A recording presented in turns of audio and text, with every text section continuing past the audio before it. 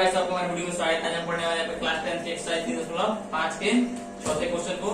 इससे पहले यदि आप हमारे वीडियो में नए हैं तो कृपया चैनल को सब्सक्राइब करें, वीडियो पसंद आए तो अंत में लाइक करें। तो हमारा चौथा है क्वेश्चन, निम्न समस्याओं में रैखिक समीकरणों के युग्म बनाएं और उनके हल यदि उनका अस्तित्व हो किसी बीजगणितीय विधि से ज्ञात करें।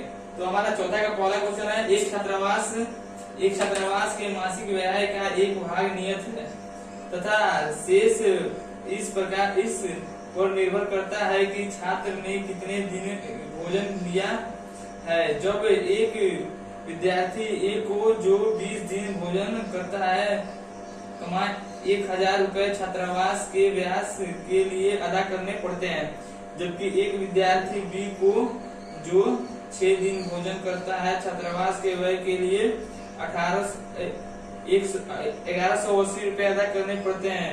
नियत व्यय और प्रतिदिन का व्यय ज्ञात करना है। तो कृपया करके आप अपने किताब से क्वेश्चन को देख लेना, क्योंकि क्वेश्चन बहुत बड़ा है इसलिए मैंने नहीं लिखा है। तो हम अपने क्वेश्चन को बनाते हैं तो लिखेंगे माना कि नियत व्यय बराबर x रुपया तथा प्रतिदिन का व्यय बराबर y रुपया। प्रश्न से तो हमारा जो प्रश्न है वो कर रहा है, जब एक विद्यार्थी ए को जो 20 दिन भोजन करता है तो 1000 रुपए अदा करने पड़ते हैं। तो 20 दिन भोजन करता है यानी कि हमारा नियत व्यय है, तो हो गया हमारा ये x प्लस 20y बराबर 1000। ये हमारा समीकरण 1 हो गया। 9 प्रश्न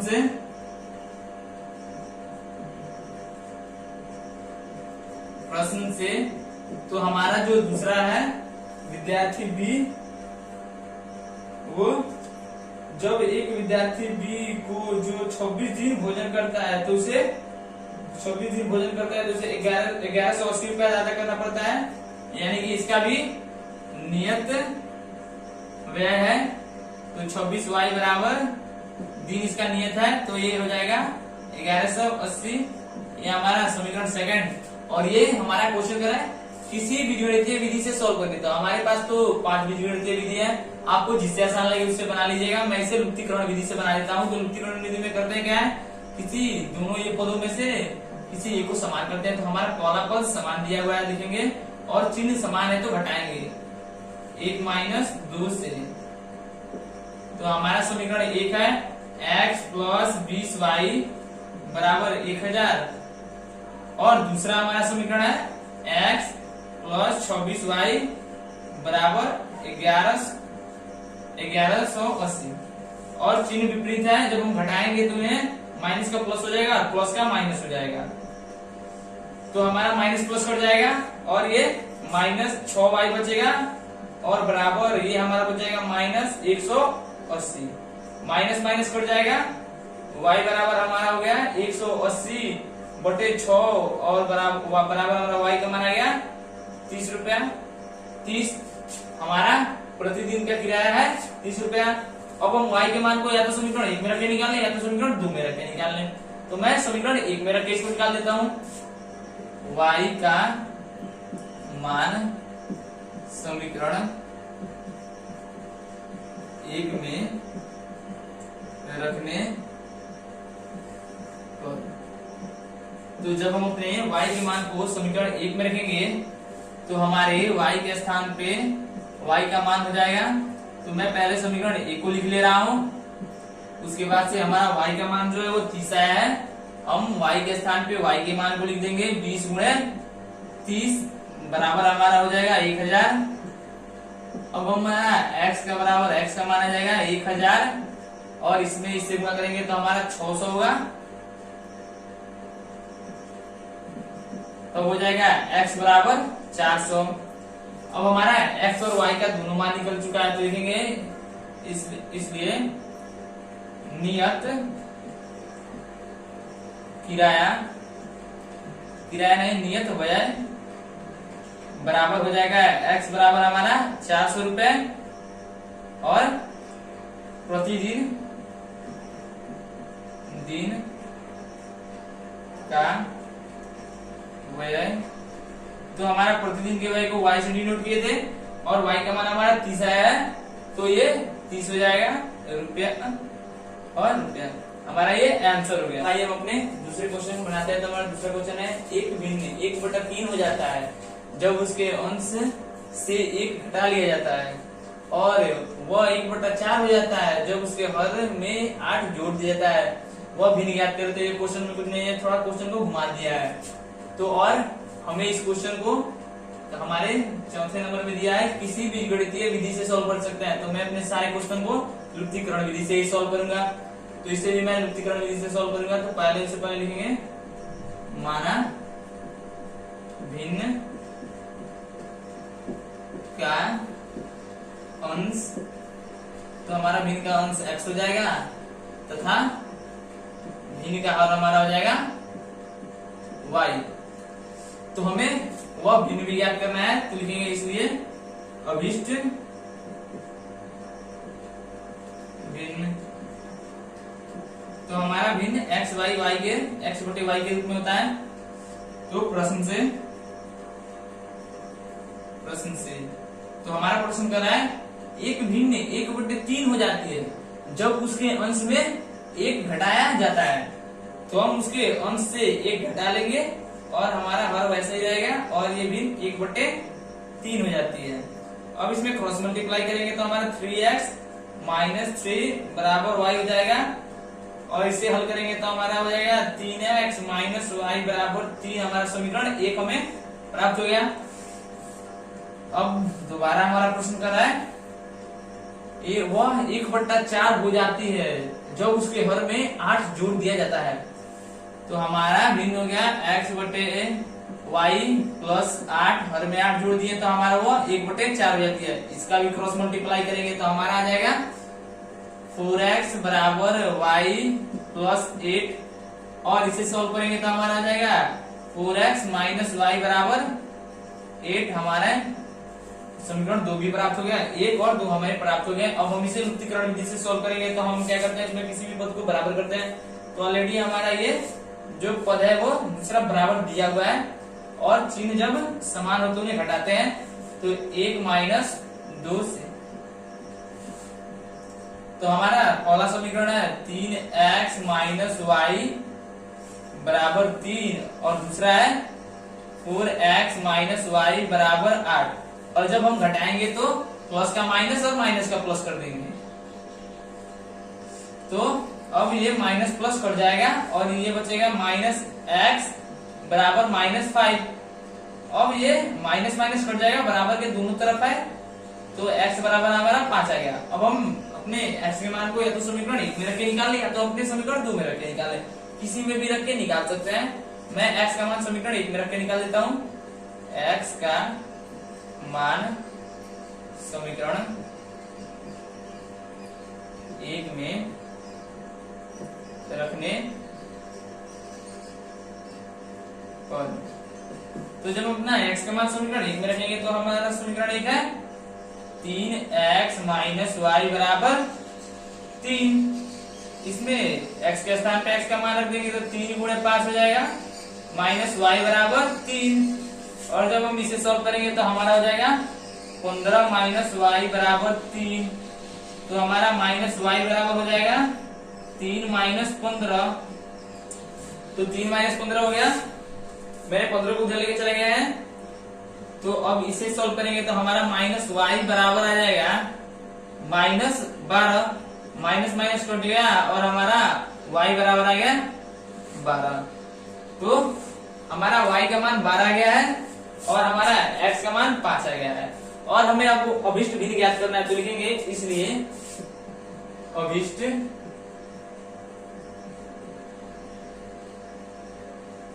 भिन्न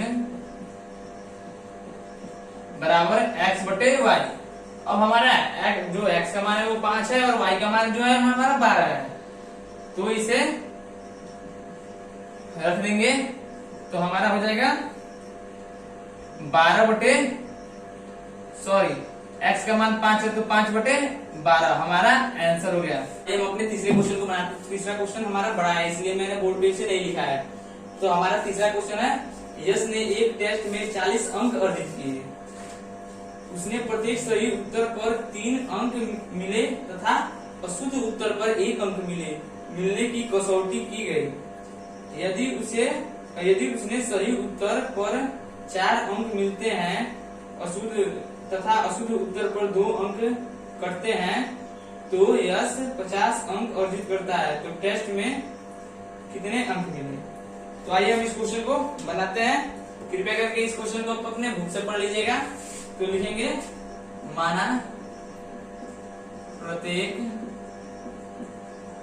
शुद्ध यानी कि सही उत्तर पर मिले अंक बराबर x तथा अशुद्ध उत्तर पर मिले अंक बराबर हो गया y।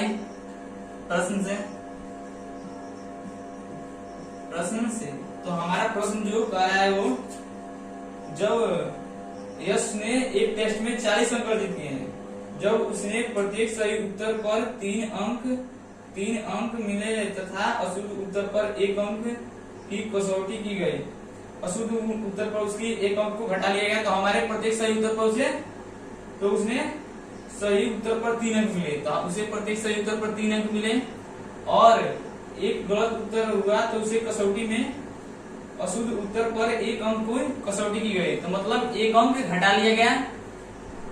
अशुद्ध अंकों की संख्या हमारा 1 है और सही की 3 है और बराबर कितने हैं? कुल 40 अंक अर्जित किए। हमारा ये समीकरण 1 हो गया। फिर हमारा जो पुनः प्रश्न से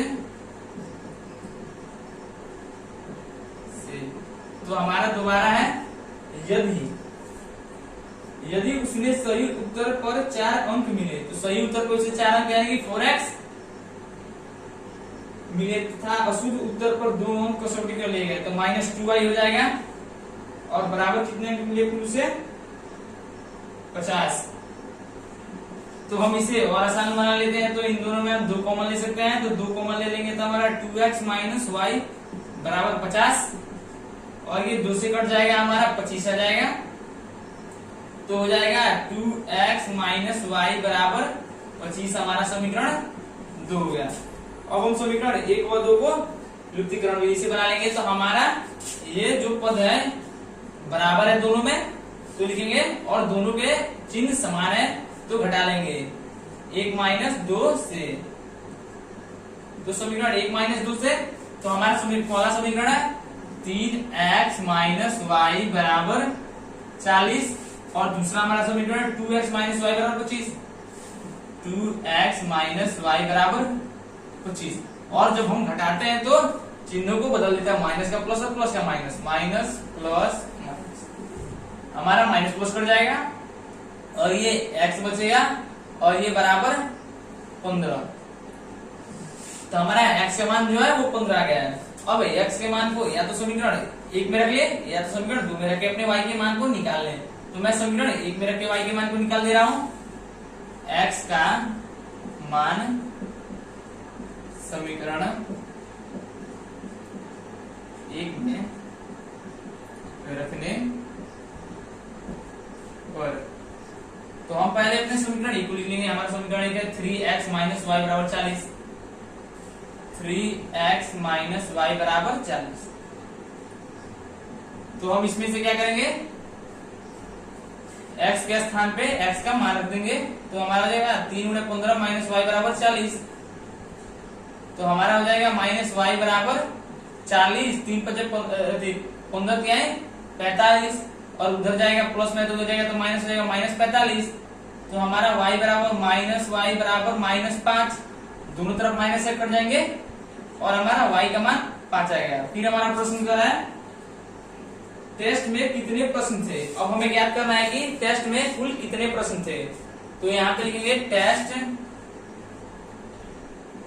टेस्ट में कुल प्रश्नों की संख्या। तो हम अपना जो सही प्रश्न है, सही उत्तर है, उस पे मिले अंक और जो अशुद्ध उत्तर है उस पे मिले अंकों को जोड़ेंगे तो हमारा टेस्ट में कुल प्रश्नों की संख्या आ जाएगा। तो हो जाएगा x प्लस वाई। अब x और y के स्थान पे उसका मान रख देंगे तो हमारा आ जाएगा 15 प्लस 5, हमारा आएगा आंसर 20। आंसर हो गया हमारा, क्योंकि टेस्ट में कुल 20 प्रश्न थे। तो आइए हम अपने चौथे क्वेश्चन को बनाते हैं। तो हमारा चौथा क्वेश्चन है, एक राजमार्ग पर दो स्थान ए और बी 100 किलोमीटर की दूरी पर है। एक कार ए से तथा दूसरी कार बी से एक ही समय चलना प्रारंभ करती हैं। यदि ये कारें भिन्न चालों से एक ही दिशा में चलती हैं तो 5 घंटे पश्चात मिलती हैं। दोनों कारों की चाल ज्ञात करें।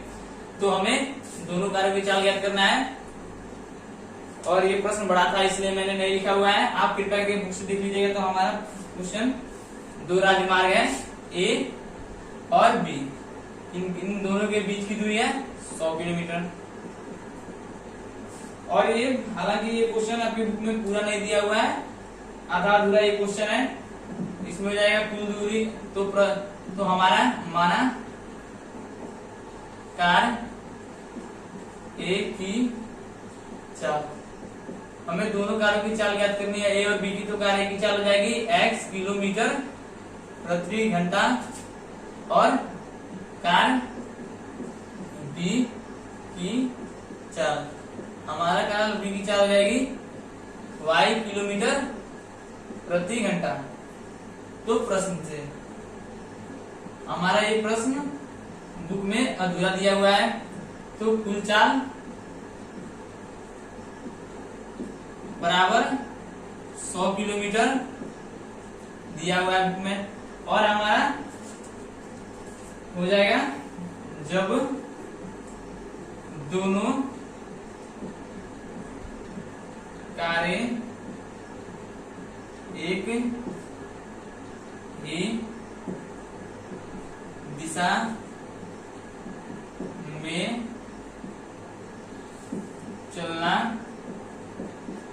प्रारंभ करती है तो कुल चाल।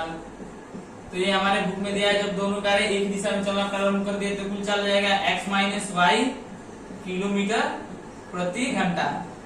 और इसमें समय हमारा बुक में दिया हुआ है,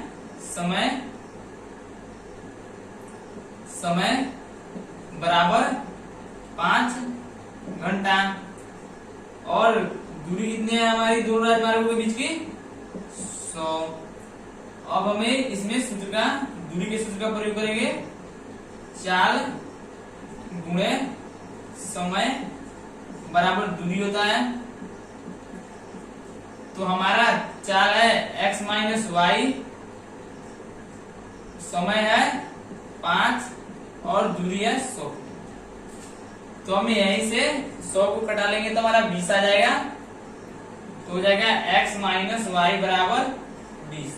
हमारा समीकरण 1 प्राप्त हो गया। अब हम समीकरण को 2 प्राप्त करना है हमें समीकरण। तो ये हमारे बुक में नहीं दिया हुआ है, तो हम लिखेंगे जब दोनों कारें एक दूसरे के विपरीत चलना प्रारंभ करती है तब कुल चाल। जब दोनों कारें एक दूसरे के विपरीत चलना प्रारंभ करेगी तो हमारा कुल चाल हो जाएगा x प्लस वाई किलोमीटर प्रति घंटा। और समय हो जाएगा 1 घंटा। और हमारी दूरी जो है 100 किलोमीटर। फिर हम इस दूरी के सूत्र का प्रयोग करेंगे, इसलिए चाल गुणे समय बराबर दूरी। तो हमारा चाल है x minus X plus Y, समय है 1 और 100। हो जाएगा x प्लस वाई बराबर 100। हमारा ये समीकरण 2 प्राप्त हो गया। अब हम हमारा समीकरण 1 है x माइनस वाई बराबर 20 और हमारा समीकरण 2 है x प्लस वाई बराबर 20। तो इसमें हमारा ये जो पहला पद है ये बराबर दिया हुआ है और दोनों के चिन्ह समान है, तो उन्हें हम घटा लेंगे समीकरण 1 माइनस 2 से। हालांकि इसमें दोनों भी पद बराबर दिया हुआ है, दोनों पद बराबर है, हम किसी भी पद को लेके बना सकते हैं। तो मैं x पद को ले आऊं तो हो जाएगा समीकरण एक है x माइनस वाई बराबर 20 और दूसरा है x प्लस वाई बराबर 100। आप दूसरे पद को लेकर बनाएंगे तो आपका वो भी आसान होगा। तो ये चिन्ह बदल देंगे तो हमारा ये माइनस प्लस कट जाएगा, ये माइनस 2y बराबर हमारा हो जाएगा माइनस 80 कट जाएगा। y बराबर हमारा हो जाएगा 80/2 बराबर 40। तो हमारा कार b की चाल आ गई। अब हमें x y के मान को समीकरण 1 में रख के निकालने या समीकरण 2 में रख के निकाले। मैं समीकरण 1 में रख के निकाल दे रहा हूं। y का मान समीकरण 1 में रखने पर, तो हम y का मान समीकरण 1 में रखेंगे तो हमारा समीकरण 1 है x माइनस वाई बराबर 20। y के स्थान पे y के मान को रख देंगे तो x माइनस 40 बराबर 20। तो ये हो जाएगा x बराबर 20 प्लस 40, तो हो जाएगा x बराबर 60। हमारा x का मान 60 है गया और जो y का मान है वो 40 है। तो लिखेंगे कार A की कुल चाल बराबर x से डिनोट किए थे, बराबर हो जाएगा हमारा 60 किलोमीटर प्रति घंटा। और कार B की कुल चाल, कार B की कुल चाल, तो हम कार B की कुल चाल को y से डिनोट किए थे और हमारा y का मान 40 है, तो हो जाएगा 40 किलोमीटर प्रति घंटा हमारा आंसर हो गया। तो आइए हम अपने पांचवें क्वेश्चन को बनाते हैं। तो हमारा चौथा का पांचवा क्वेश्चन है, एक आयत का क्षेत्रफल 9 वर्ग इकाई कम हो जाता है यदि उसकी लंबाई 5 इकाई कम कर दी जाती है और चौड़ाई 3 इकाई बढ़ा दी जाती है।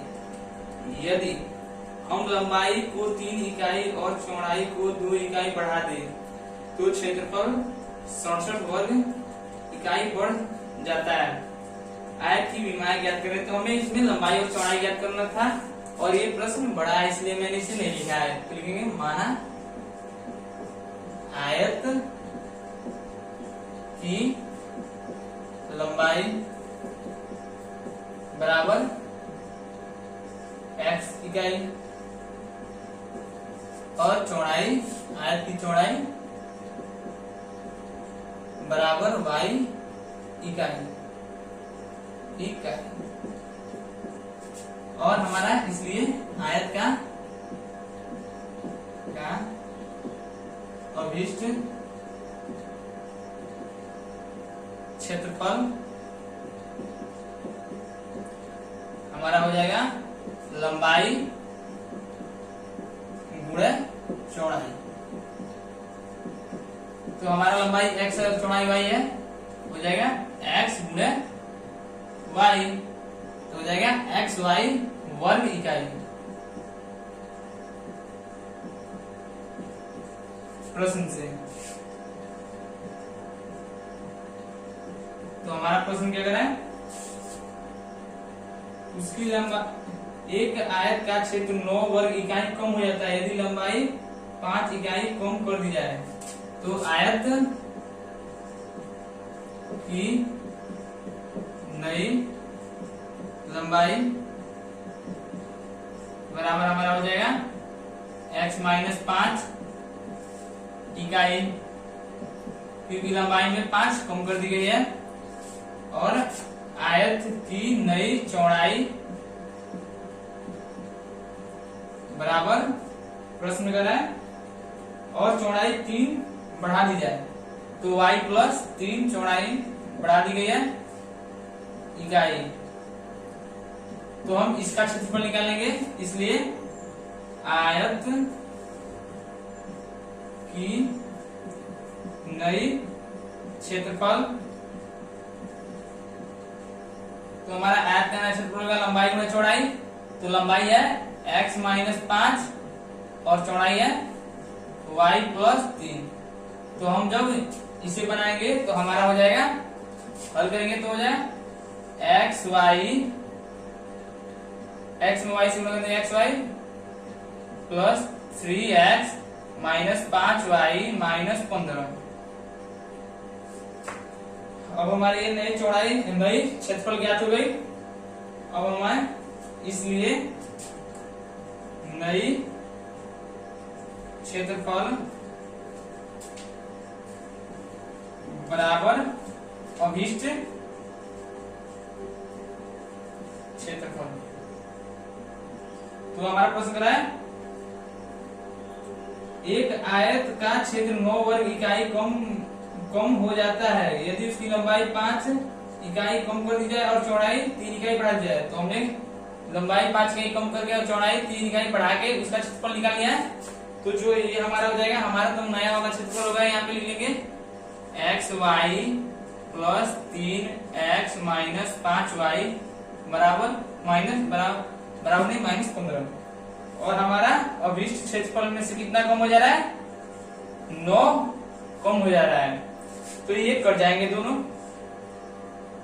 और बचेगा हमारा 3x माइनस 5y बराबर माइनस 9 और इधर प्लस में माइनस 15 हो जाएगा तो प्लस जाएगा प्लस 15। तो जब हम इसे सोल्व करेंगे तो हमारा आ जाएगा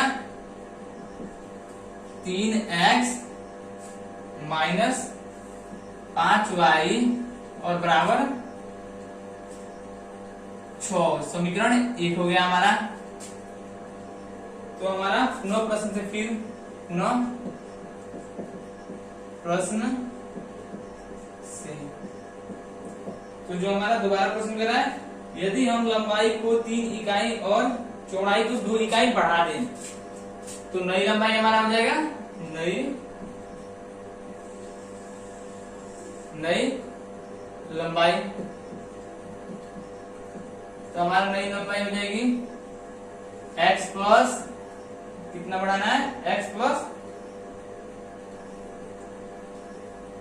3 इकाई और चौड़ाई में 2 बढ़ा दी जाए, नई चौड़ाई बराबर हो जाएगी y प्लस 2 इकाई। अब हम इसका क्षेत्रफल निकालेंगे, नई क्षेत्रफल आयत की नई क्षेत्रफल हमारा हो जाएगा x प्लस 3 और y प्लस 2 लंबाई गुणा चौड़ाई लिख ले रहे हैं। आयत का आयत की नई क्षेत्रफल। तो जब हम इसे गुणा करेंगे तो हमारा हो जाएगा X Y plus 2x plus 3y plus 6। और फिर प्रश्न हमारे कह रहा है क्षेत्रफल 67 वर्ग मीटर बढ़ जाता है। तो नई क्षेत्रफल, इसलिए नई क्षेत्रफल बराबर अभीष्ट क्षेत्रफल। तो हमारा प्रश्न कर रहा है नए क्षेत्रफल को पहले यहाँ पे लिख लेंगे X Y plus 2x plus 3y plus 6 और कह रहा है वो अभीष्ट क्षेत्रफल से 67 मीटर अधिक हो जा रहा है। तो एक्स वाई प्लस 67 जोड़ देंगे, पड़ जाएगा ये हमारा हो जाएगा 2x प्लस 3y बराबर 61। हमारा समीकरण 2 हो गया। अब हम 1 और 2 को लुप्तीकरण विधि से हल करेंगे और हम इन दोनों पद को बराबर कर ले रहे हैं। तो क्या करेंगे, जब इन दोनों पद को बराबर करेंगे तो 3 से 1 में गुणा और 5 से 2 में गुणा और दोनों के चिन्ह विपरीत है, तो हम उन्हें जोड़ेंगे। तो लिखेंगे समीकरण 1 गुणे 3 प्लस 2 गुणे 5 से। तो समीकरण 1 में 3 से गुणा कर ले रहे हैं, तो हमारा हो जाएगा 9x माइनस 15y बराबर 18, और ये हो जाएगा 10x प्लस 15y बराबर 305। तो माइनस प्लस कट जाएगा, ये 19x बराबर हमारा ये हो जाएगा 323। और जब हम इसे बनाएंगे तो x का मान हमारा आ जाएगा 323 बटे 19, घटा लेंगे हमारा आ जाएगा 17। तो हमारा x का मान 17 आ गया है। इसे हम या तो 1 में रख के निकाले या तो 2 में रख के निकाले, किसी में भी। तो मैं इसे 2 में रख के निकाल रहा हूं। x का मान समीकरण 2 में रखने पर, तो x का मान जब हम 2 में रखेंगे तो हमारा हो जाएगा समीकरण 2 है 2x प्लस 3y बराबर 61 हो जाएगा। 2 गुणे 17 प्लस 3y बराबर 61, ये हो जाएगा 3y बराबर 61 और 17 गुना 34, और प्लस में जाएगा तो माइनस हो जाएगा।